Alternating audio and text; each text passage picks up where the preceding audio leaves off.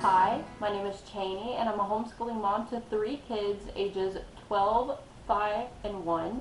And today I'm going to be sharing with you our fall favorite read-alouds. I only have a couple of read-alouds to share with you, but they are so great. We've had so much fun with them this season. Switching out read-alouds is something that I try to do every season that we have. It's just something that I personally love. We do our read alouds like sort of at bedtime, but I also will try to sort of pair a craft with a book, and I will make sure to share with you the crafts that I have paired with each individual book. So the first book that I have to share with you is this Little Acorn. This is the sweetest book. It's a board book, so it's good for my 1-year-old, my 5-year-old, my 12-year-old. Everybody likes it. This is actually a series, so I saw that they have a little snowflake book as well. So I will add that, I think, to our library come winter. But this is the sweetest book. It's told in a very rhymey fashion. It says, "Have you ever wondered what happens when a little acorn becomes a big oak tree? This beautifully illustrated story will delight children and parents alike, and also offers a perfect introduction into the life cycle of trees." And it really does. All of the information here is scientifically sound.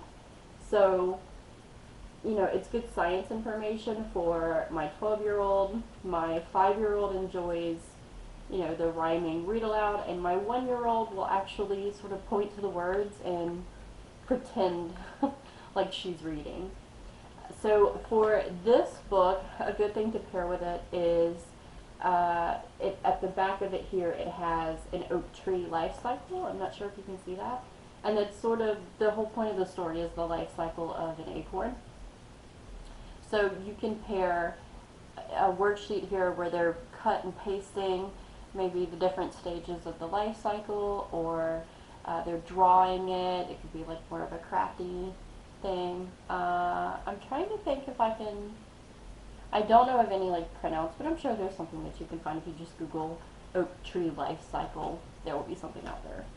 So that is Little Acorn. It was super sweet. We're still reading it. I love it. It will come back. The next fall book that I'm going to have, I think most people wouldn't think of this as a fall book, but I certainly do, is Stellaluna. Now this is one of my favorite books whenever I was a kid, and I love to bring it out again with my kiddos. This is another board book, but you can buy this in either fashion, board book or hard copy. If you've never read Stellaluna, it is a beloved classic. When a little bat gets separated from her mother, she learns a big lesson about finding friendship in the unlikeliest of places. And it's a very sweet book about a bat who ends up living with birds, and she's a little different.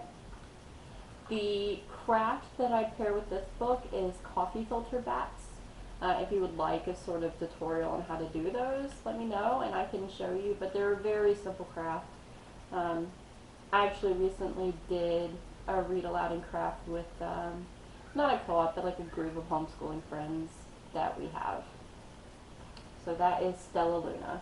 That is my personal favorite. The next book that I have to share with you is Hello Harvest Moon. This book is beautifully written. The literary techniques that they're using in this book is absolutely stunning. I feel that this is a picture book that adults would like to pick up and read. I don't think that picture books are limited to young children, but this is a beautifully written book. It says, "At night, the moon works its magic, conversing with moonflowers and moths, pulling the tides high, bathing the streets and yards in its brilliance. It shows many faces, full of crescent new, but nothing is as breathtaking as the harvest moon, rising ripe and huge over autumn fields." I'm not sure if I can, this is a very large book, if you can't tell, but it's beautifully illustrated and beautifully written, so this is a really great one to add to your collection. So I haven't come up with a craft for this yet because this is actually the first year that we've had this book, But I imagine you could do like a shaving cream moon or some type of moon craft to go along with this. The next book that I have to show you is one that I think will become our new family favorite, and that is Spookly the Square Pumpkin. This is the sweetest story. My 5-year-old is absolutely obsessed with Spookly. Apparently this has like a whole TV show and everything. I had never heard of it until this year. We visited a children's museum out of state when we went on our trip, and the children's museum there read this aloud, and then later we did a corn maze, and every stopping point on the corn maze had a page from Spookly in it, and I was like, that's it, we have to buy it, it's just too adorable. But this is a story about a pumpkin who is, you guessed it, square. It says, one day in the pumpkin patch, the strangest little pumpkin hatched. Spookly was not like his friends. Spookly the square pumpkin was different. Other pumpkins teased him until Spookly proved that being different can save the day. And it really is. It is such a cute book. The illustrations are cool too. They're not like super stunning or anything, but it's the sweetest story, you guys. You have to read it.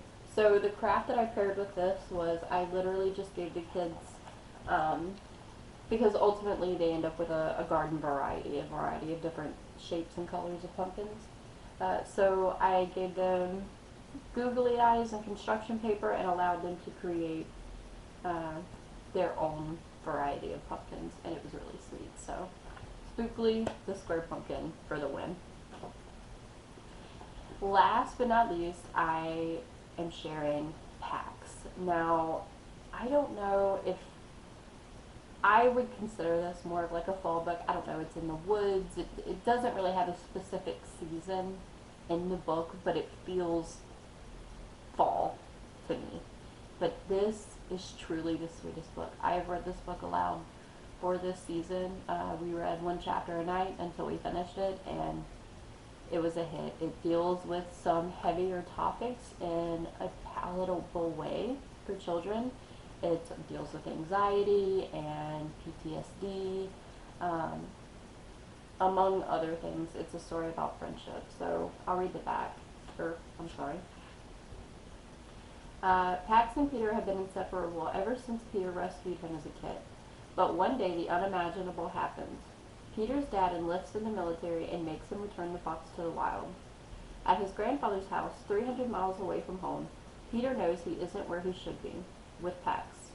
He strikes out on his own despite the encroaching war, spurred by love, loyalty, and grief, to be reunited with his fox. Meanwhile, Pax, steadfastly waiting for his boy, embarks on adventures and discoveries of his own. So yeah, it deals with life, death, anxiety, PTSD, war. It's some bigger, heavier topics, but it's written for a middle grade age. So my 12-year-old took the most away from this, as well as myself. Like, it's a really well-written story, but my 5-year-old was also engaged. You know, he couldn't really grasp like a lot of the bigger topics, but he held on to other things, smaller details from this book. So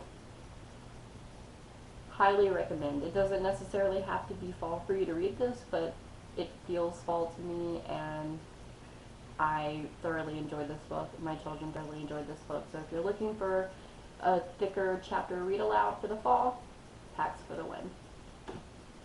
And so those are our fall favorites for this season. I hope you enjoyed this video. If you have any requests, let me know in the comments down below, and I will see you guys later. Bye!